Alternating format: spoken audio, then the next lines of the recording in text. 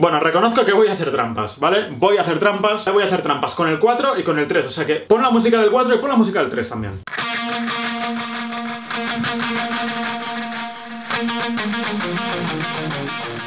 Hola, hola, bienvenidos a la jungla.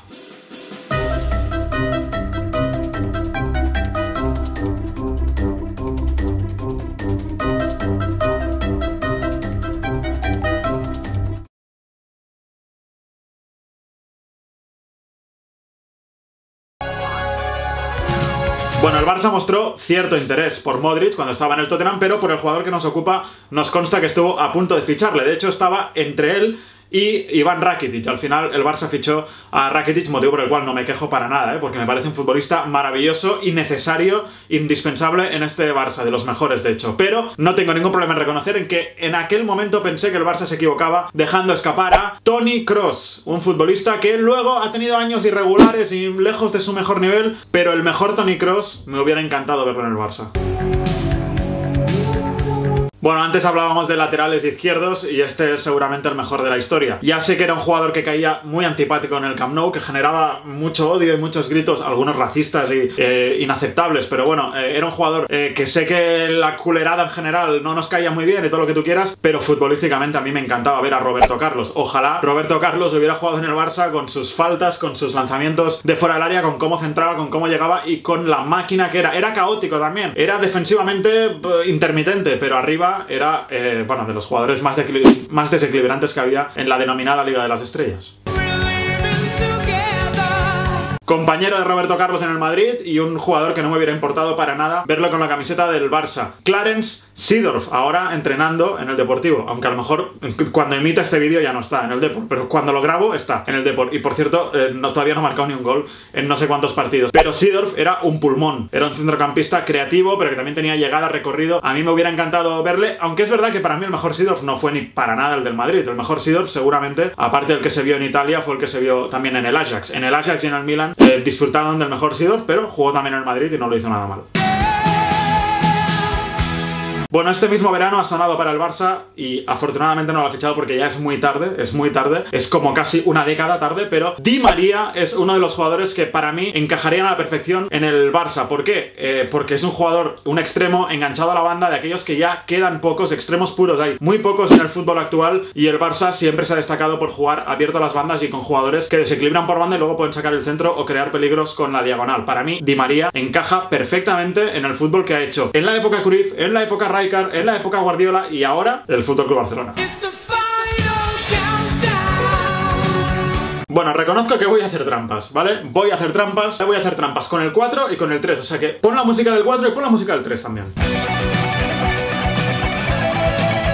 Vale, trampas. ¿Por qué? Porque estamos hablando de jugadores del Madrid que me hubiera gustado ver en el Barça. Bueno, estos dos que vienen ahora tienen un asterisco, que son jugadores del Madrid que estaban en el Barça y que me hubiera gustado, por favor, no es que me hubiera gustado, es que hubiera suplicado de rodillas que nunca se hubieran ido al Real Madrid estando en el Barça. Me refiero, lógicamente, a dos de mis futbolistas favoritos de la infancia, uno de la infancia, otro de la adolescencia, dos de los jugadores que más daño me hizo ver con la camiseta del Real Madrid y dos pedazos de futbolistas, lo diga quien lo diga y nos pese que nos pese y aunque nos duela, que son Michael Laudrup y Luis Figo. Dos casos muy diferentes, ¿eh? Con Laudrup también hubo mucho odio y pancartas de Laudrup Judas y deseando la muerte de gente, bueno, lamentable, pero con Laudrup para mí no tenía mucho sentido, porque la temporada 93-94 Laudrup no acabó bien con Johan Cruyff, el club no movió un dedo y Laudrup se fue al Real Madrid. Es algo parecido a lo que pasó con Djordjevic y Aito en el baloncesto, con lo cual es doloroso pero casi comprensible. Lo de Figo sí que fue la puñalada más grande, yo creo que de la historia del fútbol, con todo lo que pasó y que no hace falta recordar el año 2000, las elecciones, Gaspar, Florentino, la cláusula, la entrevista en el Sport a Toni Frigueros diciendo que se quedaba, todo eso, mejor olvidarlo. La diferencia para mí, yo creo que el mejor Laudrup y el mejor Figo se vieron en el Barça, sé que los madridistas se van a enfadar ahora, pero Laudrup rindió muy bien en el Madrid todavía,